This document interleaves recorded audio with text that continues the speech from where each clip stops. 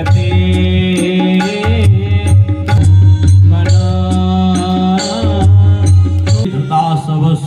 ताम विचिन्न बते। बड़ा ही सुंदर भाव करती हैं गोपियां। हे प्रभु, आपके दर्शन के बिना हम सब अपना प्राण धारण नहीं कर पाएंगे। हे प्रभु, हमने आपकी कथा अमृत का पान किया है, जो स्वर्ग के अमृत से भी 100 गुना श्रेष्ठ है प्रभु। तब कथामृतम तप्त जीवनम, तप्त जीवी लोगों के लिए आपका कथा अमृत के समान है, जो इस जीव संसार में नाना प्रकार के ताप से तप रहे हैं, जल रहे हैं, परेशान हैं, दुखी हैं।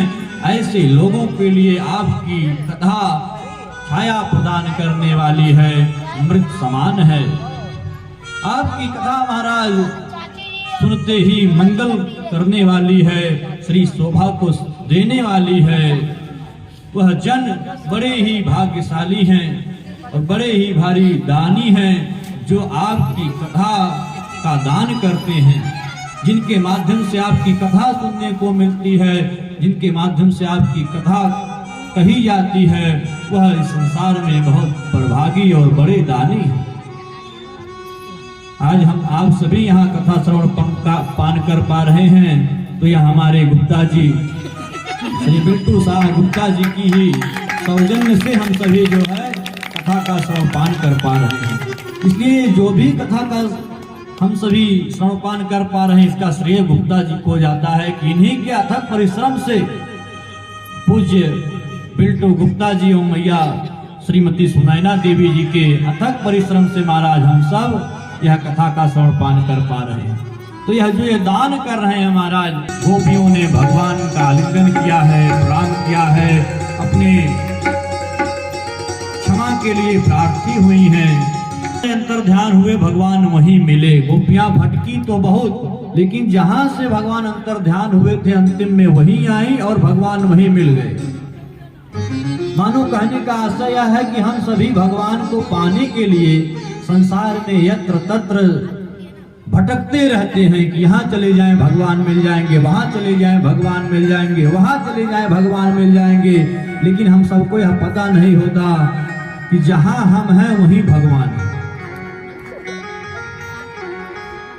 हम सब जहां हैं वहीं भगवान है। किसी संत ने कहा कि कौन कहता है कि आप मिलते नहीं, कौन कहता है कि आप मिलते नहीं, पर आपको पाने के हल तक कोई ढूंढता नहीं। भगवान हर जगह है, हर समय है, पर महाराज हम सब भगवान को ढूंढ नहीं पाते हैं। जहां से भगवान अंतर ध्यान हुए थे वहीं परमात्मा उन गोपियों को प्राप्त हुए हैं।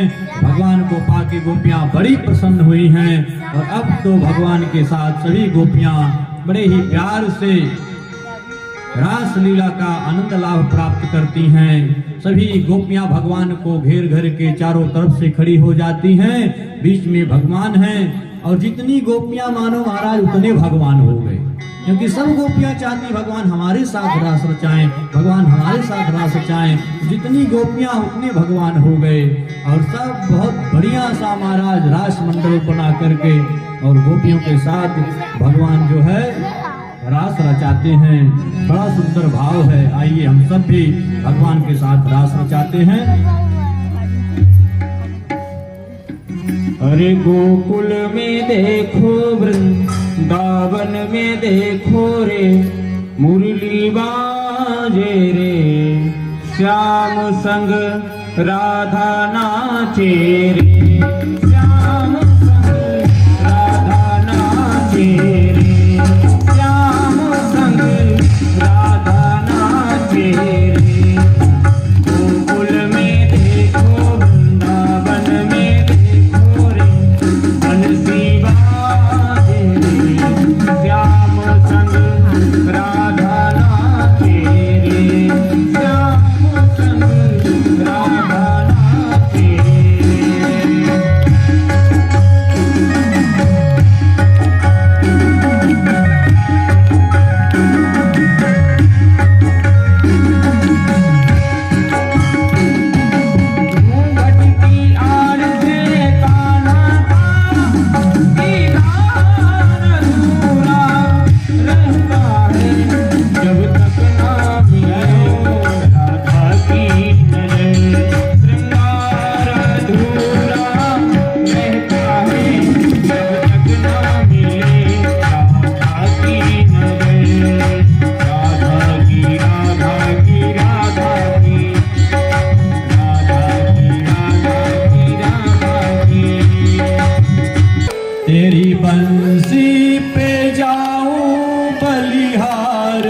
सिया मैं तो नाचूंगी तेरे दरबार सिया, मैं तो नाचूंगी तेरे दरबार सिया, मैं तो नाचूंगी तेरे दरबार सिया।